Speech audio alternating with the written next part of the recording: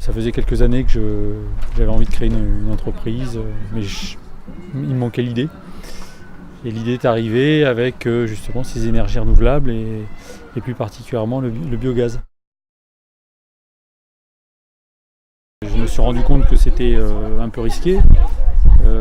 Mes collègues me disaient mais pourquoi tu te lances là-dedans alors que tu as un boulot qui te rapporte de l'argent, tu as un boulot intéressant, qu'est-ce qui te prend, t'es tombé sur la tête.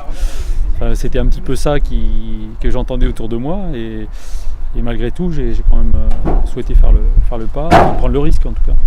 Moi, je suis ingénieur du spatial et je rentrais dans un monde nouveau pour moi, avec beaucoup de relations avec les agriculteurs que je ne connaissais pas du tout non plus.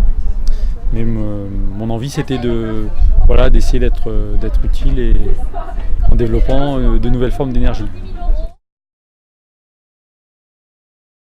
C'est un phénomène naturel de décomposition de la matière organique. C'est un petit peu comme le compostage. Sauf que là, ça se passe dans des conditions anaérobies, c'est-à-dire en absence d'air. C'est dans des enceintes fermées.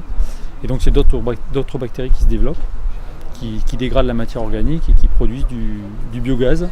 Et ce biogaz a l'avantage d'avoir une forte composante en méthane. Et c'est ce méthane qu'on va pouvoir valoriser sous forme d'énergie.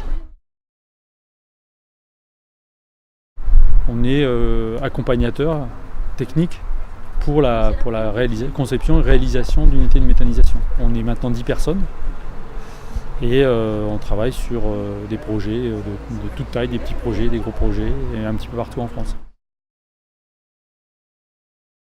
Être un peu plus utile à la société. Au lieu de travailler dans un domaine très technique, qui est très intéressant, très enrichissant aussi, mais qui me paraissait un peu loin des préoccupations du quotidien. Ce qui m'a fait aussi beaucoup bouger dans ce sens, c'est en pensant à mes enfants.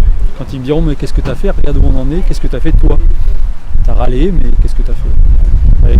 Moi j'ai plutôt décidé de remonter les manches et puis d'y aller.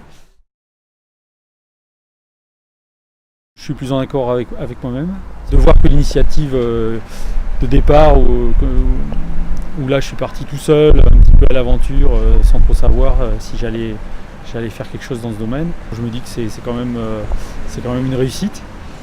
Et finalement, que ça marche ou que ça marche pas, je ne sais pas si c'est le plus important, c'est d'avoir essayé et puis d'avoir enclenché des choses et puis avoir mis des énergies positives.